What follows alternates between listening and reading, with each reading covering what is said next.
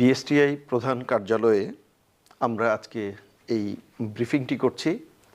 আপনারা জানেন যে সারা দেশব্যাপী আমাদের খাদ্যদ্রব্যের পাশাপাশি নিত্য প্রয়োজনীয় যে সমস্ত দ্রব্যাদি রয়েছে এবং অন্য যে সমস্ত ভোগ্যপণ্য রয়েছে প্রত্যেকটার আইটেমের প্রতি আমাদের ভিজিলেন্স সার্বক্ষণিকভাবে পরিচালিত হচ্ছে।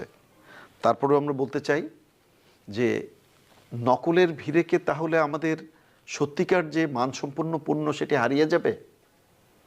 আমরা কি ২০ কোটি মানুষকে জিম্মি করে গুটি কয়েক অর্থলিপ্সু এবং যারা মানুষের জীবনের মূল্যবান সম্পদ স্বাস্থ্য,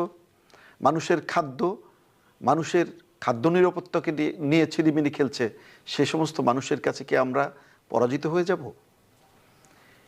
এই বিষয়টিকে মাথায় রেখে আমাদের টিম বিভিন্ন সময় বিভিন্নখানে যে অপারেশনগুলো পরিচালনা করে থাকে তারই নিরিখে আজকে আনারকলি সুপারমার্কেট থেকে যে ধরনের পণ্য আমরা আনঅথরাইজড বলবো, আমরা যে সমস্ত পণ্য আমরা জব্দ করেছি তার মাত্র একটি অংশ, গুটি কয়েক অল্প একটি অংশ আপনাদের সামনে উপস্থাপন করছি।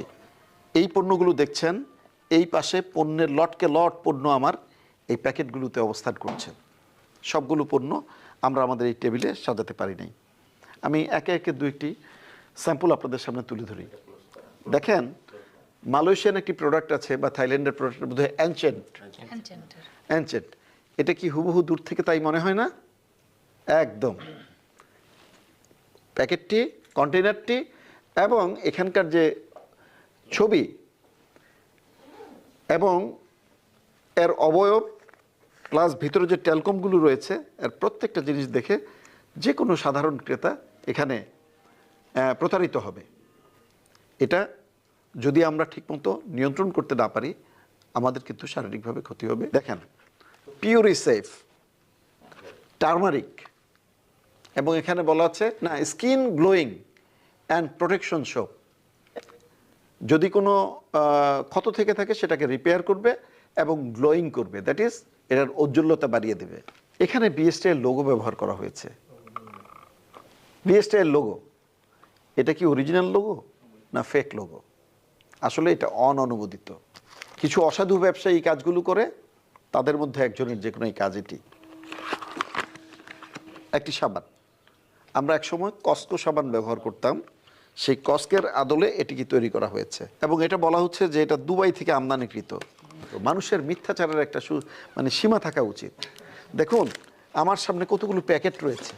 প্যাকেট, এই যে প্যাকেট, এই যে প্যাকেট, এই যে প্যাকেট, বিভিন্ন নামি দামি কোম্পানির প্যাকেট।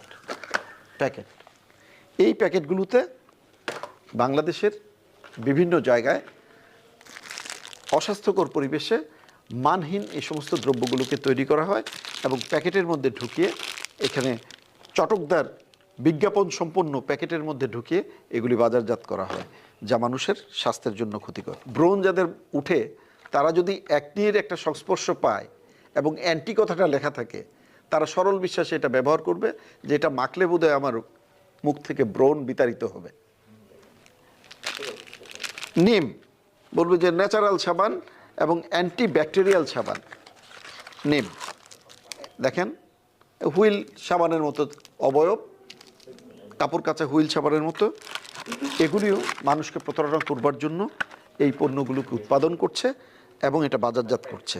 আমাদের নামি দামি খ্যাতনামা যে সমস্ত কোম্পানিগুলো রয়েছে তাদের প্রত্যেকের নিজস্ব প্রোডাক্ট রয়েছে। তারা কোটি কোটি টাকা লগ্নি করে তাদের প্রতিষ্ঠান তৈরি করেছে, তাদের প্রতিষ্ঠানের নিজস্ব ল্যাব আছে। অনেকের ল্যাব আপনার অ্যাক্রিডিটেড প্রাপ্ত। তারা অনেক মান নিয়ন্ত্রণ করে এই পণ্যগুলোকে বাজারে দিয়ে থাকে। হয় পথে ঘাটে বিক্রি হবে এই ধরনের খুব সস্তা দামের যে টুথপেস্ট, সেই টুথপেস্টগুলোর মানহীন অবস্থায় বাজারজাত হচ্ছে। আমাদের অভিযান যখন পরিচালিত হচ্ছিল তখন ভুক্তভোগী ইউজার বলবো এক ভদ্রমহিলা, উনি কিভাবে জানতে পেরেছেন যে তাদের অভিযান চলছে এবং বিভিন্ন ধরনের ফেক পণ্য জব্দ হচ্ছে এবং ম্যাজিস্ট্রেট রয়েছে। সে মহিলা দৌড়ে চলে আসে, সেটার ভিডিও ক্লিপও আছে, আপনারা দেখতে পাবেন। এটা মাখার পরে মেসটার জন্য নিয়েছি, উনি বলেছে যে মেয়েটা দিলে মেসটা চলে যাবে, আমি কাছে ঠিক আছে। পরে দেওয়ার পরে এটা দেওয়ার পরে প্রথম দিন দিলাম, এই দেখেন মুখে জ্বলে এটা কি হয়ে গেছে, একদম টোসা পড়ে গেছে। এখন জ্বালা পোড়া করতেছে, আমি জ্বালা পোড়াটা সহ্য করতে পারতেছি না। রান্না করে ঠান্ডা যাবো কি এমনিতে তো আমি জ্বালা পোড়া করতে, আমার আগুনের সামনে কিভাবে যাবো, রোদে কিভাবে যাবো, আবার কাপড়টা আঁচলও করা যাচ্ছে না। দেখাইতে যাচ্ছে, আপনি দেখতে পাচ্ছেন কি অবস্থা। জ্বালা পোড়া আমার থামছে না। এটা একটা গ্লেয়ারিং এক্সাম্পল যেটা আপনারা দেখতে পাবেন, যে কারণে আমরা এই আহ্বানগুলো সবসময় করি। গত কয়েকদিন আগে আমাদের ভিজিলেন্স টিমও কিন্তু এরকম ধরনের আরও একটি অভিযান পরিচালনা করেছিলেন।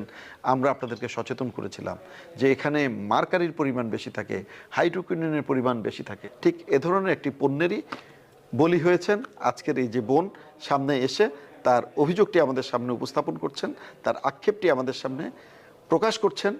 আমি বলবো এই নিম্নমানের সেই পণ্য ব্যবহার করার কারণেই এটা হয়েছে।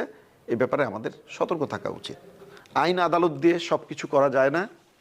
মানুষের বিবেক যদি ভোঁতা হয়ে যায় তখন কিন্তু আইন আদালত কিছু করতে পারে না। এই প্রতিটি ব্রিফিংয়ের সময় আমরা সাধারণ মানুষের সহযোগিতাটাকে আমরা আহ্বান করি।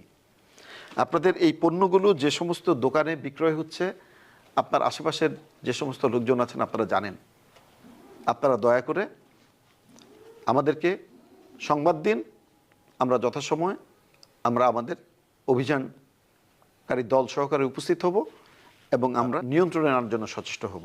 এর জন্য চাই মানুষের সহযোগিতা এবং আইনের প্রতি শ্রদ্ধাশীলতা করবেন।